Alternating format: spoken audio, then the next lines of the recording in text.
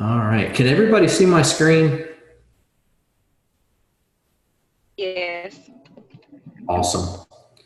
All right. So I'm going to go ahead and get started with you guys. Again, I appreciate all you guys being on here. And I hope this helps you out a little bit. First-time homebuyers are always interesting to work with. A lot of people like working with first-time homebuyers because they like the education process of it. So what I want to do is talk about 12, I guess, pitfalls that I have come across in working with first-time home buyers, and then how we can help them and educate them to not make these same decisions. So, kind of moving forward, let's get this going. All right. So 34% of all home buyers in 2018 were first-time home buyers. That is a tremendous amount of the first-time home, or the home buyer population. And we're seeing that actually increase year over year, that more and more people are first-time home buyers because they're actually renting for longer. They're just different, different reasons. They've got out of college. They didn't have any money at that time. They're waiting longer to buy homes, and they're actually, keeping their homes for longer as well. So that's something that we want to take into consideration, is the odds that for every three people that you talk to, you're going to be talking to a first-time home buyer. So make sure that when you're talking to them, that you ask them, hey, have you ever bought a house before? Because that's a big question to ask. And really, if you kind of go through these 12 pitfalls that they can come up with, and create, whether you create a sheet for them that talks about these pitfalls, or you just have the conversation and go through it with them, that definitely makes a difference. So here are the 12 first home buyer mistakes that a lot of home buyers make, and we're going to kind of walk through these one at a time. I'll kind of put in some I guess examples that I've dealt with these first-time home buyers. And then when we get to the end, if you guys have any questions, we can kind of answer those questions and talk a little bit more about how to work with them. Because it's different working with a first-time home buyer than somebody that's bought a home or sold a home before. So you got to make sure and talk to them about these things. The first one is not just first-time home buyers, but it really makes a big difference with a first-time home buyer. So a lot of first-time home buyers want to jump in and they want to just get going. They've been online. A lot of them are very tech savvy. So they go and they just start looking at homes, and they're ready to buy a home before they ever start the mortgage process. So, the very first question when you're talking to a first-time home buyer is, hey, have you guys ever talked to a lender? A lot of first-time home buyers will jump in a car and go look at homes, and unfortunately, a lot of agents will go show homes to first-time home buyers, and they don't understand that the lending process can totally change what they're able to buy, if they're able to buy anything. A lot of them have student debt. A lot of them have other debt that they just don't know what they can afford. So on that initial call, my suggestion to you guys is to make sure and show them the importance and talk to them the importance of getting a pre-approval. And honestly, if you're working with a first-time home buyer, you are probably more likely to have that fall apart if you go and show them a house first than actually talking to them and walking them through that process in the beginning. I personally wouldn't go show any houses to a first-time home buyer without them talking to a lender.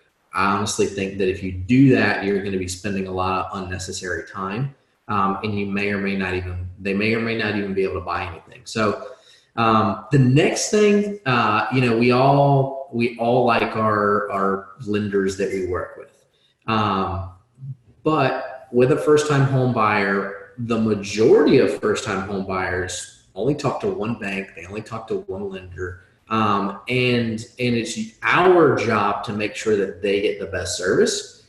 So you want to make sure that they're talking to several different people. Whether it be online, a lot of them are doing online applications now. So whether it be an online service or bringing it back in and saying, hey, here's some reasons you may want to talk to a local lender versus a national lender, and kind of walk them through that, because a good mortgage loan officer is going to be able to look at their situation and diagnose any potential roadblocks that you guys are going to have during that process. And doing this up front is really going to help you guys. On top of that, that lender needs to be a very high communicator, as well as you do, especially with a first-time home buyer.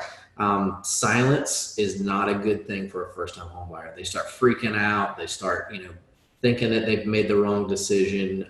So they start changing their mind. They start questioning working with you, questioning working with the lender. So over communication in this scenario is definitely a must for not only the lender, but for you as well. Everybody wants a really nice house. Everybody wants, to be like the Joneses, so to say. They want to be able to go out. They want to get out of college. They want to get, they got their first job. Now they're making good money. And they want to go out and buy something. They want to go buy a new construction home. They want to go flip a home, whatever that looks like. A lot of times first-time home buyers will try to buy themselves. They will try to buy more than they can afford. I'm a perfect example of that. When I got married, my first house, what I was thinking, I have no idea, was 2,800 square feet, and it was me and Michelle. We ended up selling it about a year later because we're like, what the heck do we do with all the space? We had, a high mortgage. I mean, we were both making decent money, but it goes back to, could we really afford it?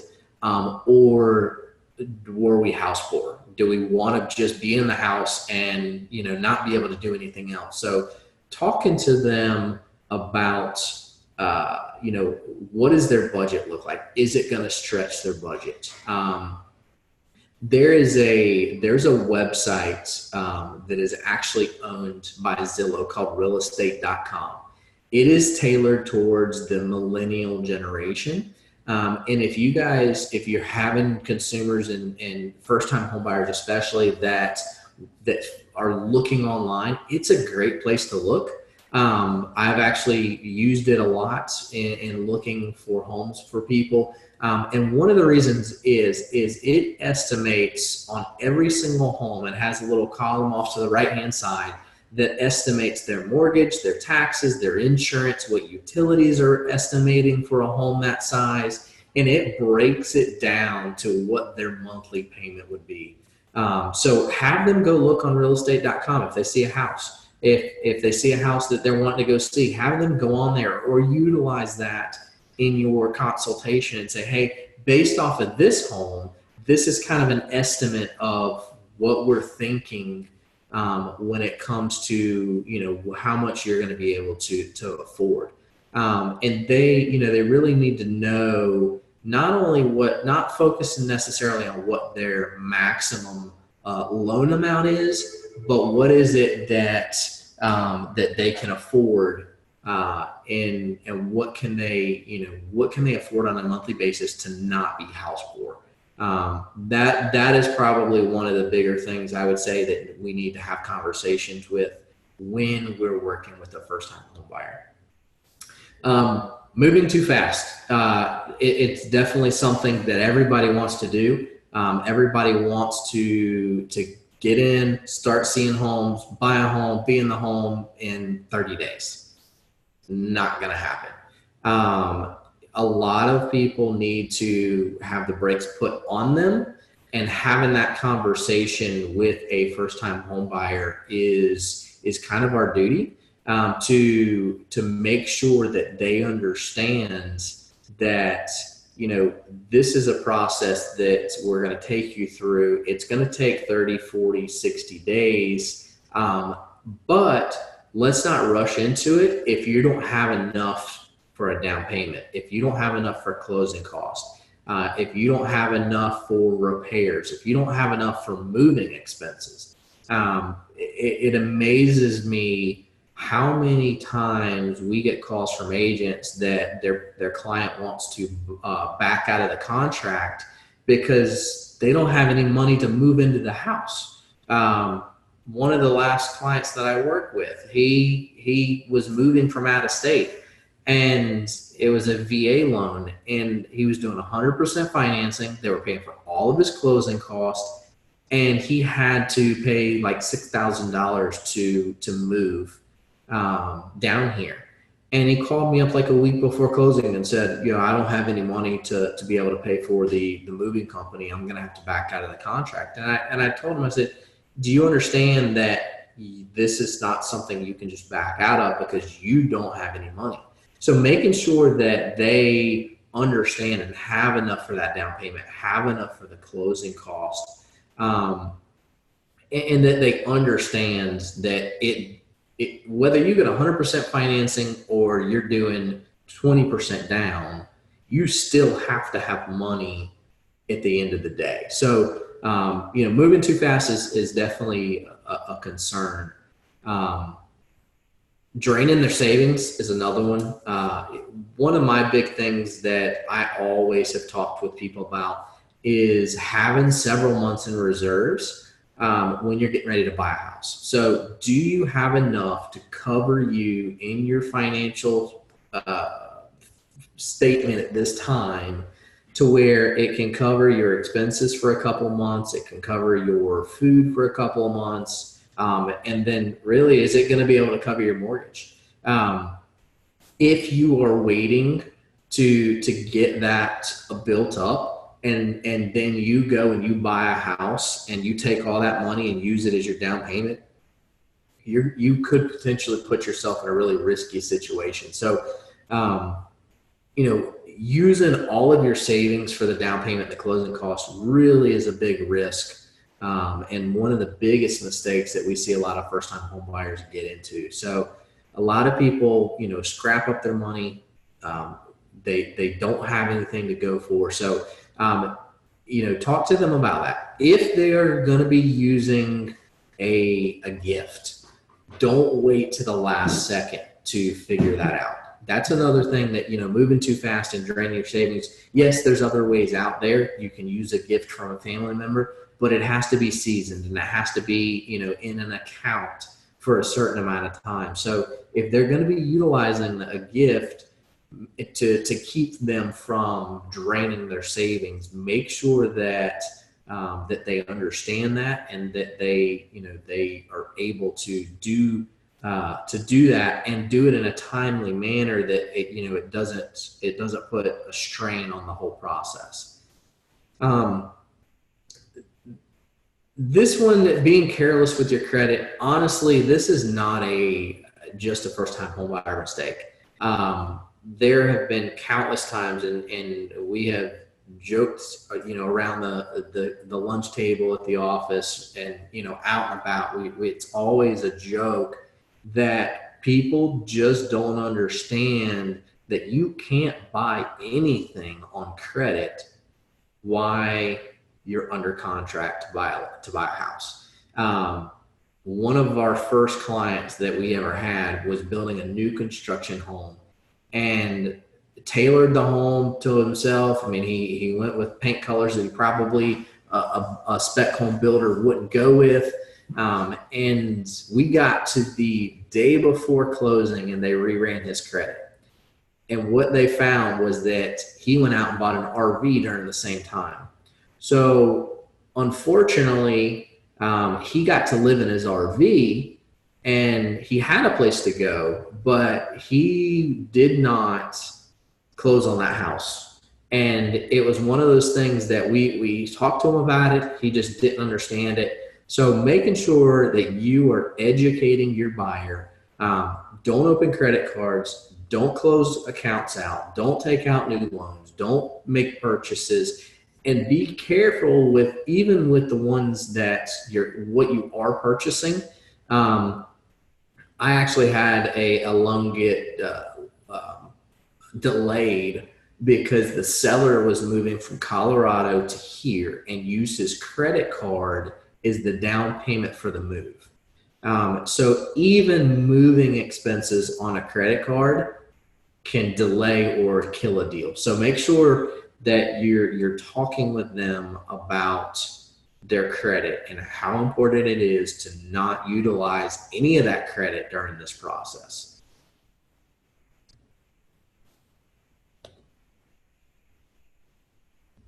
All right, fixating on the house over the neighborhood. I always like this one. And again, I use examples that I've been in, I've kind of been involved in. I am an example of this. So when my second home that we bought was down in Florida, and it was during the low of the market. So you could pick up a short sale for next to nothing if you were okay with waiting. Which we did. We picked up a short sale. It was a nice house down, in a neighborhood. And when we walked in the door, we're like, yeah, we want this house. This is what we want. We went through the process, never really paying attention to what was behind us. And so we ended up buying a house that was a one level. Master was on the back. We had a nice deck out back. But the master had doors that you could just pretty much see right into the master. Didn't realize until after we moved in that there was a 2-story house about 50 feet behind us that you could essentially see in their first floor, you could see in their second floor, and they could see in your entire house unless you had shades up. So make sure that they're not fixating on the house. Have them go out and drive the area. Have them go out and look at the homes, look at the home itself, look at the neighbors, look at the community. You really can't steer away from certain communities. They can steer themselves away from certain communities. And when you take a buyer out, especially a first-time home buyer, they're so excited about seeing the home that they get blinders on and they just focus on the house itself. So make sure that when you're looking at the homes and when you're looking at the overall area, have them do that on their own. Have them go out and go to Trulia or go to the sheriff's office and look at what is the crime like in the area, what is the school ratings in the area. There's a lot of good resources online. Trulia is definitely a good one to utilize. But just have them do that. Have them figure out how long it's going to take them to drive to work. That makes a big difference because, you can get halfway through the process and they realize it's going to take them 20 minutes longer because of traffic and they're ready to back out because of that. So trying to get them not to fixate on the house up front is definitely a big thing. People buy homes a lot of times off emotion. They go in, they walk through the front door, and they fall in love with the house. It's a place where people are going to make memories. It's a place where they're going to potentially raise a family or get married and live there. Or, it's a place that each person attaches to. And a lot of times, people will get focused on the emotional side of things. And the problem with doing that, especially for a first-time home buyer, kind of goes back to let's potentially outbuy ourselves. So everybody knows the market's doing really well. A lot of homes are going into multiple offers. And you don't want your buyer to just start bidding on a home because they want that home. Really have to kind of step back and say, okay, is this the right decision for you guys? Financially, is the right decision? If all of that makes sense, yes, then it's a good decision to go in at multiple offers. If you're just basing it off of emotion, you've got to be real careful because, again, it can get them into a bad situation. And you really want to make sure that they're making the right decision, because first-time home buyers, and this is something to kind of always remember, is you guys are going to be in real estate for, let's just say, 10, 15, 20 years. So saying that, you want to make sure that you are doing the right thing up front, because a first-time home buyer will be your biggest asset in real estate if you continue that relationship. They're going to buy homes. They're going to sell homes. They're going to have friends that buy homes. They're going to have friends that sell homes. So you will make a lot more money over the long term from a first-time home buyer than you will from somebody who's bought 3 or 4 or 5 homes and they're just wanting to use you as an agent. So always make sure that everything that you do, you're educating that person.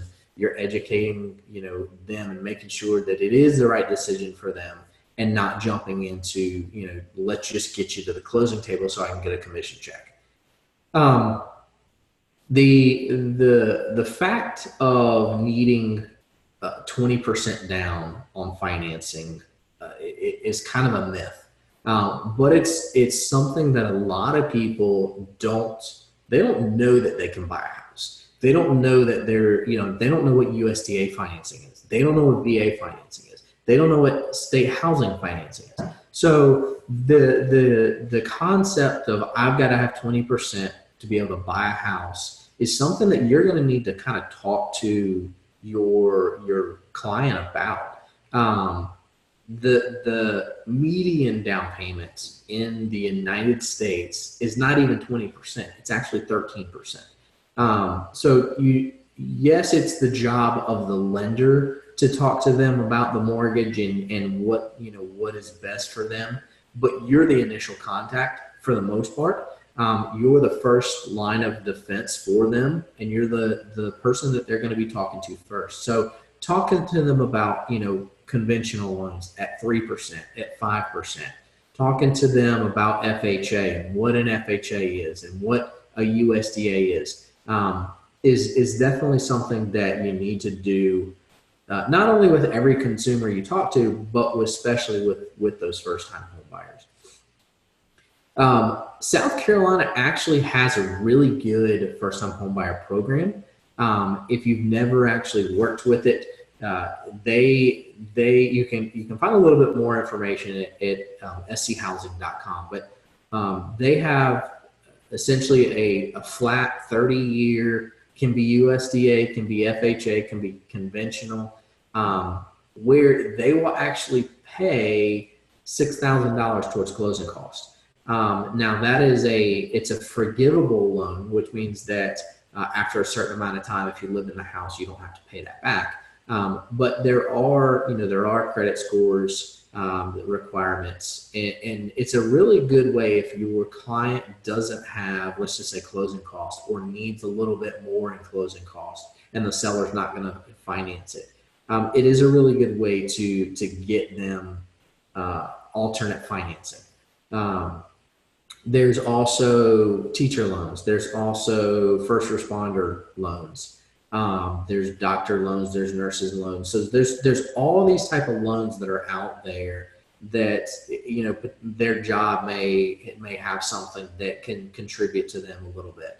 But the state housing definitely is a decent way to go, especially in the beginning for that first time home buyer. There are eligibility. If you have any questions on that, we can kind of talk what that looks like. There are certain lenders that deal with state housing, and it does at times dry up. So it's not always available. There's certain programs that come on the market, and there's certain programs that come on and then they go off. So, it is something that you've got to kind of stay on top of. And it is our job as real estate agents to know the market, to know what type of financing is available, and to be able to educate our clients on that. Number 10, we've all, laughed about this one. There's not a unicorn that's out there. There will be no properties that are 100% of what we want. So, making sure that you have a conversation with your client and say, listen, I understand what your criteria is. We may or may not find it. And the easiest way to do that is during a consultation, pull up the MLS and say, I need your 5 must-haves, and go into the MLS and literally put all their 5 must-haves in there and see how many homes come up. Normally, it's either 1 or 2 or 0. And then start backing it off and say, okay, this is not available. Let's see what else is. What you want to do too is when you're showing homes, have them set up 5 or 6 homes on the beginning side. So have them find 5 or 6 homes, have them go out and look at those 5 or 6 homes outside you, have them do the neighborhood search, make sure that pre-approval is done. Once you go show those homes, have them actually rank each one of those homes based off of what was it they liked about it, what was it they didn't like about it. You can even do it on a scale of 1 to 10. I would say anything below an 8, 7.5, 8, you can pretty much just throw off to the side. And that is how you can narrow that list down. So start with 5, take that 5 down to 3, and then take that 3 down to 1. You're not going to find the perfect house. Even building a house, there's going to be something once you get in there that you're not going to like. So, go in, educate them on, that there's not, the perfect home, but we can get pretty close. So let's, take this route and really, walk through and narrow that down and help them narrow that down. And on top of this, you guys have probably run into clients that they're going to tell you one thing, and then you realize that they want something completely different. So it's our job to pick up on that. So if I'm working, Tom, if I'm working with you as a buyer and I tell you that I want, $150,000 ranch home, and I'm sending you properties that are $250,000 craftsman homes, we probably should have a talk. And we probably should have a talk and re-narrow down and refocus what's our, what I'm looking for. What is that home that I'm looking for? Again, it's not going to be a unicorn. We're not going to find the perfect one, but what is it that I'm looking for? And keep them focused, because a lot of people get off of the focus real easy when they're looking at homes. Kind of going back to the financing side of things, a lot of people overlook VA, USDA, and FHA. It is a great place for first-time home buyers to start. Excuse me. If they have been in the military, VA is a really good one. The only thing about VA that I would caution is the VA funding fee can be very expensive. You may want, even though that they've been in the VA or been in the military and they have that option to use 0% financing, still sit down with them and talk to them about other types of loans, because I've seen VA funding fees up to $10,000, and that's not including the closing cost. And that's just the way that the VA limits their risk. It really, they're making their money on the fee itself. But FHA is a great one. The FHA rates right now are crazy low.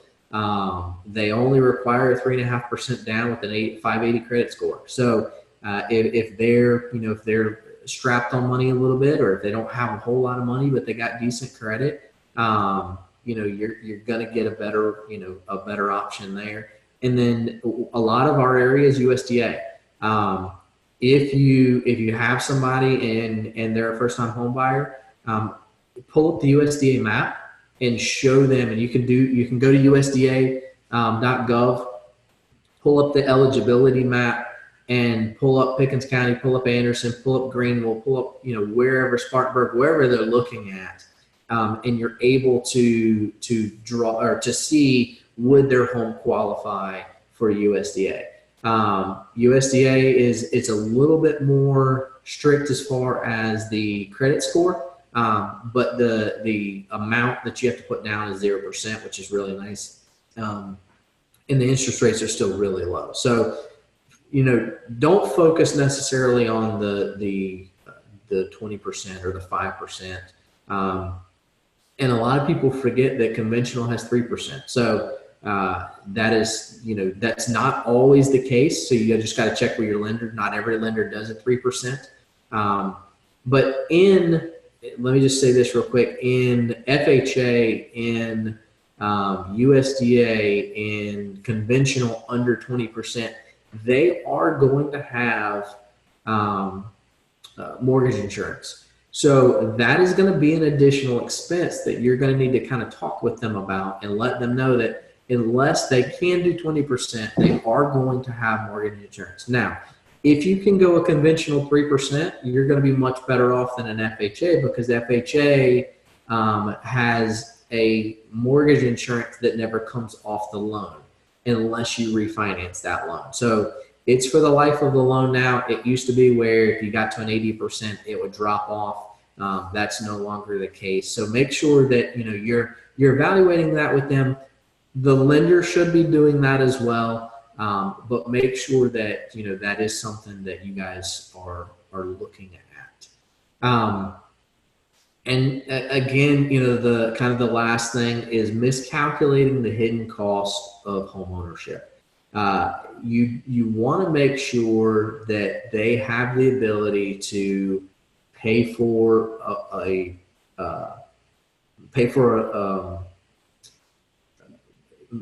HOA, to pay for an appraisal, to pay their taxes, to pay their insurance, to pay their maintenance, the utilities. A lot of people think that, I can just buy a house and it's not going to cost them any more than going and renting somewhere. Honestly, a lot of first-time home buyers, a lot of agents are like, you shouldn't rent, you shouldn't rent, you shouldn't rent. Well, in certain cases, you should. If you don't have enough money, you really don't need to be buying a house. You need to be saving up as much as you can because of these, these hidden costs. So yes, we as agents like to represent the seller, the buyers in buying homes. That's our job. And so, we want to gain first-time home buyers as much as we can, but we want to be able to also represent them properly. And again, once you do work with the first-time home buyer, and you get them to the contract side of things, that's really where it all starts. That is where you have to be really communicative. You've got to, really walk through that process with them. So most people only have a buyer consultation up front. They never really have a secondary consultation saying, okay, this is what an inspection looks like. This is what the appraisal looks like. These are the items on an inspection that we can ask for. This is what your lender may ask for from you, and really walking them through the post-contract side of things. And I think it's really important to sit down with them a second time, whether you're doing it while you're writing the contract or whatever, but literally walk through that post-contract process, because that's where really the rubber meets the road, and it's either going to work out or it's not. And typically, if it doesn't work out, we all know that whether it's the lender's fault, the attorney's fault, or anybody else's fault, it all comes back on our shoulders as it's our fault. We caused the problem. So educate them on this process. Let them know that they need to be in contact with their lender as much as possible. And it's their responsibility to make sure that they get their stuff to the lender. We can only hold their hand so much. And a lot of times that's what we have to do with first-time home buyers. But to a first-time home buyer, silence is nothing but problems. So make sure that we're constantly in communication with them and over communicate with a first-time home buyer. 86% of buyers say that they would use their agent again. But unfortunately, a lot of them don't because they don't communicate with them.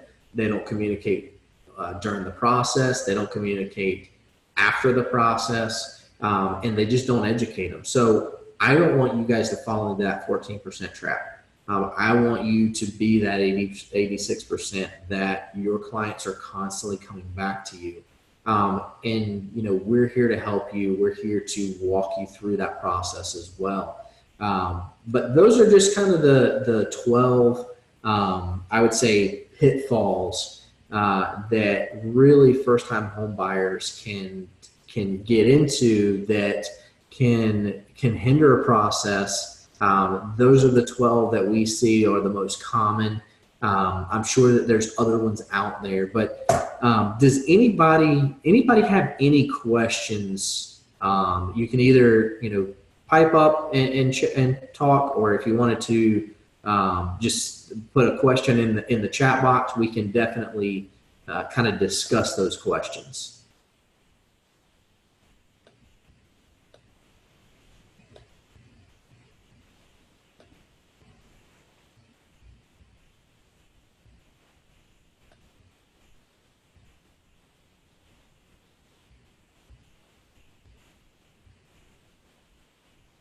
Hey, sir.